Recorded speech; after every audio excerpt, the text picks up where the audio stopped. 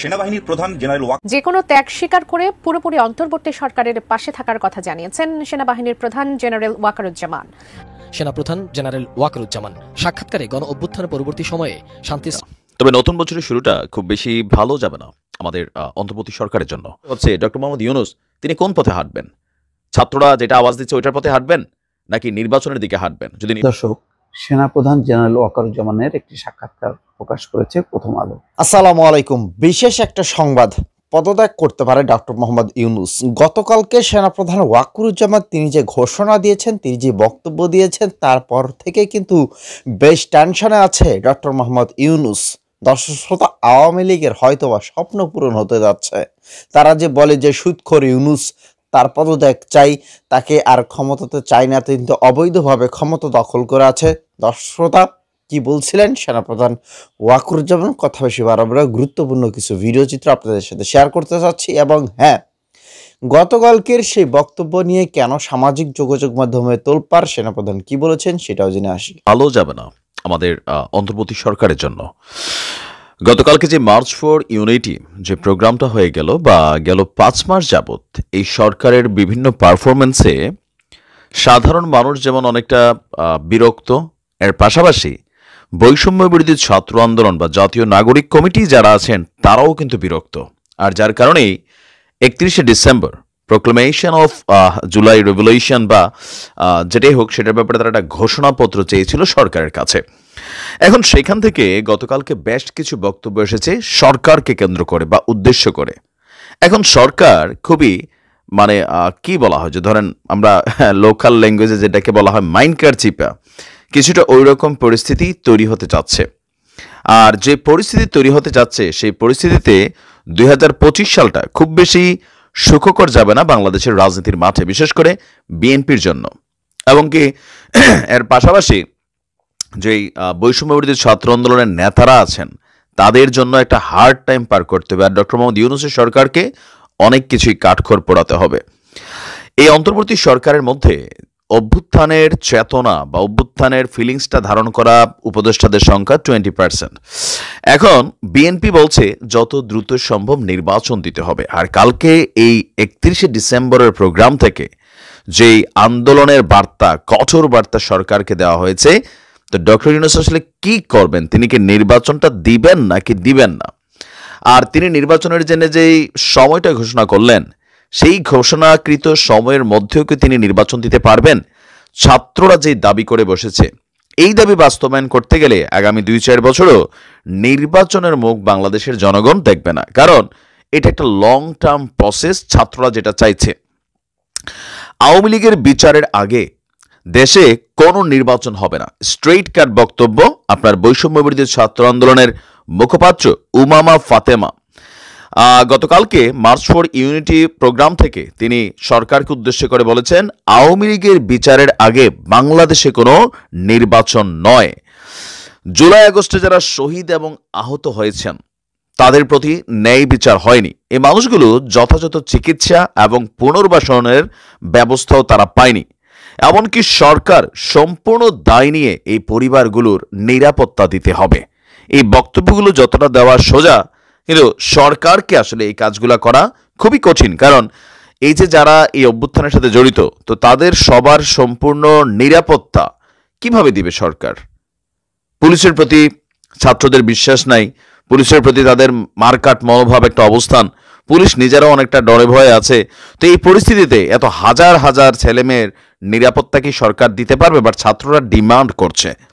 মুখপাত্র বলছেন যে জুলাই মরে যায় নাই, আমরা জুলাইয়ের শক্তি নিয়ে এখনো রাস্তায় আছি। আমরা কোনোভাবেই 90-এর মতন, 71-এর মতন 24কে ব্যর্থ হতে দেব না। 5ই আগস্ট যখন শেখ হাসিনা পালায়, আজকে তার 5 মাস পর কেন আমাদেরকে শহীদ মিনারে এক হতে গেল? গত 5 মাসের সরকার কি প্রোক্লেমেশন ঘোষণা করার সুযোগ হয় নাই? তারা কি এতই ব্যস্ত ছিল যে জুলাইয়ের একটি ঘোষণাপত্র ঘোষণা করার সময় করে উঠতে পারে নাই? এই পরিপ্রেক্ষিতে কিছুদিন আগে আমরা বৈষম্য বিরোধী ছাত্র আন্দোলন এই উদ্যোগ গ্রহণ করেছি। বলছে যে তাদেরকে সেফটি দিতে হবে যারা রাস্তায় যুদ্ধ করেছিল, এটা আমাদের ঐতিহাসিক দায়। আর ছাত্রদের স্ট্রেইট বক্তব্য যে আওয়ামী লীগের বিচারের আগে বা শেখ হাসিনার, এখন দেখেন বিচার একটা লম্বা চূড়া প্রক্রিয়া। শেখ হাসিনাকে ভারত ফেরত দেবে না, স্ট্রেইট কাট ক্লিয়ার সেন্টেন্স, ভারতের গণমাধ্যম থেকে এটা চলে আসছে। আওয়ামী লীগের যারা ঊর্ধ্বতন সারির নেতা তাদেরকেও ভারত ফেরত দেবে না, 100% ধরে রাখেন। বিশেষ করে এই দুর্বল সরকারের কাছে জীবনও দিবে না, কারণ ভারত মনে করছে এই সরকারের সেই সক্ষমতা নেই যে এই ধরনের রাজনৈতিক নেতাদেরকে বাংলাদেশে ফেরত দেওয়ার পরে তাদের জীবনের নিরাপত্তা দিতে পারবে কিনা, যেটা ছাত্ররাও বলছে। অপরদিকে নির্বাচন নিয়ে ছাত্ররা যেই জায়গাটাতে আছে যে আওয়ামী লীগ বা শেখ হাসিনার বিচার ছাড়া নির্বাচন হবে না, তো শেখ হাসিনাকে ফিরত আনতে তো এক যুগ লাগবে, তাহলে এক যুগ কি বাংলাদেশের নির্বাচন হবে না? দেশ কি নির্বাচনমুখী হবে না? কিছু আবদারের মধ্যে পজিটিভিটি আছে, কিছু আবদারের মধ্যে তাদের ক্ষমতাটা, যেটা সরকারের বি টিম হিসেবে যারা কাজ করছেন তাদেরও লম্বা চূড়া মেয়াদী একটা নিজেদের ক্ষমতাকে বাস্তবায়ন করারও কিন্তু প্রক্রিয়া অনেকের কাছে এটা মনে করছে। বিএনপি মনে করছে এই ধরনের দাবির মাধ্যমে বৈষম্য বিরোধী ছাত্র আন্দোলনের নেতারা তারা সরকারকে সহযোগিতা করছে। কিসের জন্য? দীর্ঘ সময় ধরে ক্ষমতার চেয়ারে বসে থাকার জন্য। কারণ নির্বাচন দিলে তো এই সরকারের অস্তিত্ব শেষ, তারা তাদের দায়িত্ব পালন করে চলে যাবে। এখন যতদিন নির্বাচনটাকে কালক্ষেপণ করা যায়, একটা সরকারের টিম বি হিসাবে এই বৈষম্য বিরোধী আন্দোলন নানান ধরনের দাবি দাওয়া নিয়ে আসবে, যৌক্তিক অযৌক্তিক, আর এগুলোকে সরকার বিভিন্ন সময় প্রমাণিত হয়ে গেছে যে এই বৈষম্য বিরোধী ছাত্রদেরকেই সাপোর্ট করে যাচ্ছে সরকার। এটা বিএনপির বক্তব্য। কেন? যে এই প্রোক্লেমেশন অফ জুলাই রেভলিউশনের যেই ঘোষণাপত্র, এটা নিয়ে সরকার বলল যে এটার সাথে সরকারের কোনো সম্পৃক্ততা নেই। 24 ঘন্টার ব্যবধানে আবার বলছে যে আমরাই ঘোষণা করব। এখন এই ঘোষণাপত্র থেকে যা যা ঘোষণা গতকালকে আসছে, এই সবগুলোকে যদি ডক্টর ইউনূস বাস্তবায়ন করতে যায় তাহলে বিএনপিকে মোকাবেলা করতে হবে। জামাত ইসলামও কিন্তু নির্বাচনের দিকে গুটি গুটি পায়ে এগুচ্ছে, তবে তাদের অবস্থানটা শতভাগে স্পষ্ট না তারা কবে নির্বাচন চায়। তবে বিএনপি খুব early, as soon as possible তারা নির্বাচনটা চাচ্ছে। তো নির্বাচন নিয়ে বিএনপি আস্তে আস্তে অসহিষ্ণু হয়ে উঠছে, মাঠে নামার ঘোষণা দিচ্ছে, সরকারকে নানানভাবে, এই নাগরিক কমিটি সহ বিভিন্ন সংগঠনকে নানানভাবে তারা কিন্তু মেসেজ দিচ্ছে আপাতত ভদ্র ভাষায়। তারপর আপনি যদি দেখেন জাতীয় নাগরিক কমিটির একজন মুখপাত্র নাসিরউদ্দিন পাটোয়ারির সাথে ছাত্রদলের ঊর্ধ্বতন নেতাদের কিন্তু টকশোতে বিভিন্ন ধরনের উত্তপ্ত বাক্য বিনিময় হচ্ছে। বিএনপির হাই অথরিটিসদের মধ্যে তোমরা কারা আমরা কারা বাবা সোনা মনিটনি ডাইকেও কিন্তু ছাত্রদেরকে একটা মেসেজ দেওয়া হচ্ছে। ছাত্ররা আবার বলতেছে যে দেখেন, একটা ট্রাক সরাইতে পারেন নাই আপনারা, আর আপনারা এই আওয়ামী লীগ সরকারকে সরাইতেন, আমরা সরাইছি, সুতরাং আমাদের এখানে প্রায়োরিটিটা বেশি।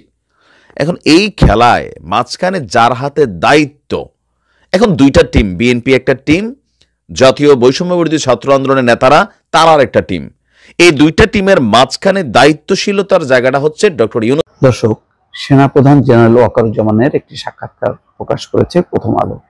প্রথম আলোর সম্পাদক মতিউর রহমান এই সাক্ষাৎকারটি নিয়েছেন। সেখানে বেশ কিছু বিষয়ে গুরুত্বপূর্ণ বক্তব্য রেখেছেন। সেই বক্তব্যের উপর ভিত্তি করে বিভিন্ন অনলাইন রিপোর্ট প্রকাশ করছে। যেমন যুগান্তর পত্রিকা একটি রিপোর্ট কোট করেছে, তাতে বলা হচ্ছে, শিরোনামটা হচ্ছে এমন যে সেনাবাহিনীকে রাজনীতিতে হস্তক্ষেপ করতে দেব না, এটা আমার অঙ্গীকার। সেনাপ্রধান খুব গুরুত্বপূর্ণ বক্তব্য রেখেছে। রাজনৈতিক পট পরিবর্তনে এমন একটি ভূমিকা পালন করার পরেও রাজনীতির সাথে কোনোভাবেই যুক্ত হতে চান না জেনারেল ওয়াকারুজ্জামান অথবা তার বাহিনী। কি বলছেন? সেনাপ্রধান হিসেবে নিজের মেয়াদকালে আমি রাজনীতিতে নাক গলাবো না, আমি সেনাবাহিনীকে রাজনৈতিক পরিমণ্ডলে হস্তক্ষেপ করতে দেব না, এটাই আমার স্পষ্ট অঙ্গীকার বলে জানিয়েছেন সেনাবাহিনীর প্রধান জেনারেল ওয়াকারুজ্জামান। সম্প্রতি সেনা সদরে দেশের একটি জাতীয় দৈনিককে দেওয়া সাক্ষাৎকারে তিনি এই কথা বলেন। আসলে এই সাক্ষাৎকারটি হচ্ছে প্রথম আলো, কেন যুগান্ত প্রথম আলোর নামটি মেনশন করলো না বুঝতে পারলাম না। জেনারেল ওয়াকারুজ্জামান বলছেন যে আমরা অন্তর্বর্তী সরকারকে সহায়তা করছি, তারা আমাদের কাছ থেকে যে ধরনের সহায়তা চাইছে সেভাবেই সহায়তা দিচ্ছি এবং দেব। যেদিন অন্তর্বর্তী সরকার বলবে আপনাদের অনেক ধন্যবাদ, আপনারা আমাদের কাজটা সম্পন্ন করেছেন, এখন পুলিশ আইন শৃঙ্খলার দায়িত্ব নেবে, আমরা তখন সানন্দে সেনানিবাসে ফিরে যাব। রাজনীতিতে হস্তক্ষেপ না করার প্রসঙ্গে তিনি বলেন, আমরা মনে প্রাণে বিশ্বাস করি রাজনীতিবিদদের বিকল্প রাজনীতিবিদরাই, তাদের বিকল্প সেনাবাহিনী নয়। যে কোনো ত্যাগ স্বীকার করে অন্তর্বর্তী সরকারের পাশে থাকার অঙ্গীকার পুনর্ব্যক্ত করে সেনাপ্রধান বলেন, আমরা পুরোপুরি সরকারের পাশে রয়েছি। আমরা চেষ্টা করব প্রধান উপদেষ্টা যেভাবে আমার বা আমাদের সাহায্য চাইবেন আমরা সেভাবেই ওনাকে সহযোগিতা করব। এটাতে যদি আমাদের অসুবিধা হয়, সৈনিকদের যদি সাময়িক অসুবিধাও হয়, তারপরও সরকারকে সহযোগিতা করে যাব। দেশ ও জাতির স্বার্থেই আমরা এটা করব। এই জাতির জন্য, দেশের জন্য এবং মানুষের স্বার্থে যে কোনো ত্যাগ স্বীকার করতে আমরা তৈরি আছি।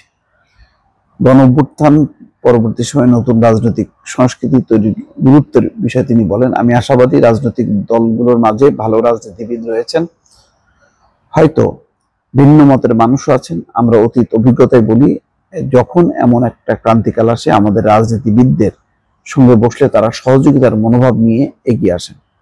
অন্তর্বর্তী সরকার এবং রাজনৈতিক দলগুলোর মাঝে সমঝোতার ব্যাপারে আশাবাদী জেনারেল ওয়াকারুজ্জামান বলেন, এখনো সমঝোতা সম্ভব, একসঙ্গে বসে এটা করা সম্ভব। এটা একটা সাংস্কৃতিক ব্যাপারও বটে, সবার এটা বোঝা উচিত। আমি নৈরাজ্যবাদী নই বা নৈরাশ্যবাদী নই। দর্শক, জেনারেল ওয়াকারুজ্জামানের এই বক্তব্যের মধ্য দিয়ে পরিষ্কার যে কোনো নির্বাচন, কোনো সরকারের পরিবর্তন এইসব বিষয়ে সেনাবাহিনী নাক গলাবে না। কিন্তু সেনাবাহিনী দেশের স্বার্থে, জাতির স্বার্থে, বৃহত্তর স্বার্থে দায়িত্ব পালন করবে। যেই দায়িত্বটা পালন করেছিল 5ই আগস্ট, গুরুত্বপূর্ণ একটা ক্রুশিয়াল সময়। সেই সময় শেখ হাসিনার পক্ষ থেকে সেনাবাহিনীকে ব্যবহার করতে চাওয়া হয়েছিল রাজনৈতিকভাবেই, যে সেনাবাহিনী যাতে জনগণের বিরুদ্ধে গুলি চালায়। কিন্তু সেনাবাহিনী বলেছে না, জনগণের আন্দোলনে সেনাবাহিনী হস্তক্ষেপ করবে না, গুলি চালাবে না। এটা তাদের কোনো আইনের মধ্যেই পড়ে না, নিয়মের মধ্যেই পড়ে না। তো ওই কারণে রাজনৈতিক পট পরিবর্তন হয়েছে, সেখানে সেনাপ্রধানের কোনো ভূমিকা ছিল না। সেনাবাহিনী কোনো দলকে উচ্ছেদ করেনি বা সরকার পতন ঘটেনি, গণভবন দখল করেনি বা বেতার টেলিভিশন দখল করেনি। এটা জনগণের অভ্যুত্থান হয়েছে। তারপরে সরকার দায়িত্ব নিয়েছে, নতুন একটি সরকার। সেই সরকারের পক্ষে আইন শৃঙ্খলা রক্ষায় যা যা করার সেটি করে গেছে। দর্শক শ্রোতা, এই বিষয় নিয়ে গতকালকে একটা ভিডিও আপলোড করেছি, যেটা আপনারা রীতিমতো দেখেছেন এবং শেয়ার করে দিয়েছেন। তো যাই হোক, সেনাপ্রধান ওয়াকারুজ্জামান তিনি যেটা বলেছিলেন যে সেনাবাহিনী কখনো রাজনীতিতে জড়াবে না বা তিনি নিজেও জড়াবেন না এবং কাউকে জড়াতে দেবেন না। সেনাবাহিনীর কাজ করবে, রাজনীতিবিদ যারা আছেন তারা রাজনীতি করবে, সেনাবাহিনীর কাজ না যে রাজনীতি করবে। এইটা অত্যন্ত গুরুত্বপূর্ণ কথা বলেছেন। আর এজন্যই মাইনকা চিপায় পড়তে পারে কিন্তু ডক্টর মোহাম্মদ ইউনূস, কারণ তার পাশে সেনাবাহিনী ক্ষমতাধারী কেউ তো থাকতে হবে নাকি। সে তো নরবরে একটা খুঁটি, সে যে খুঁটিটা আছে তার খুঁটি তো নরবরে, সে যে কোনো সময় তো পড়ে যেতে পারে, এদিকে ওইদিকে পড়ে যেতে পারে। তাকে তো বৈষম্য বিরোধী ছাত্র আন্দোলনের সমন্বয়করা তাকে দাঁড় করিয়েছে, কিন্তু বৈষম্য বিরোধী ছাত্র আন্দোলনের নেতারা কতক্ষণ তাকে দাঁড় করিয়ে রাখতে পারবে? আগামীতে তিনি যদি খুব দ্রুতই একটা নির্বাচন না দেয়, তাহলে কিন্তু অনেক বড় বড় রাজনৈতিক দলগুলো এখানে আছে, বিএনপি আছে, জামায়াত আছে, তো তারা কিন্তু এইটা প্রচণ্ড চাপ দেবে এবং সেদিক থেকে আওয়ামী লীগ কিন্তু আছে। তো এই যে 3-4টা চাপ আছে, তো ডক্টর মোহাম্মদ ইউনূস তো নরবরে খুঁটি, তিনি কি দাঁড়াইতে পারবে? সেনাবাহিনী যদি তাকে প্রোটেকশন না দেয়। অবশ্যই সেনাপ্রধান ওয়াকারুজ্জামান তিনি বলেছে যে আমরা সরকারের সাথে আছি, যে কোনো পরিস্থিতিতে আমরা মোকাবেলা করতে রাজি আছি, তবে তিনি রাজনীতিতে জড়াবেন না। এমন তো দেখা গেল প্রধান উপদেষ্টা ডক্টর মোহাম্মদ ইউনূস তিনি আর পারলেন না, পদত্যাগ করে সেনাবাহিনীর কাছে দিয়ে গেলেন। সেটা কি নিবেন সেনাপ্রধান ওয়াকারুজ্জামান? যাই হোক, আশা করছি ভিডিও সম্পর্কে মতামত দিবেন। ধন্যবাদ সকলকে।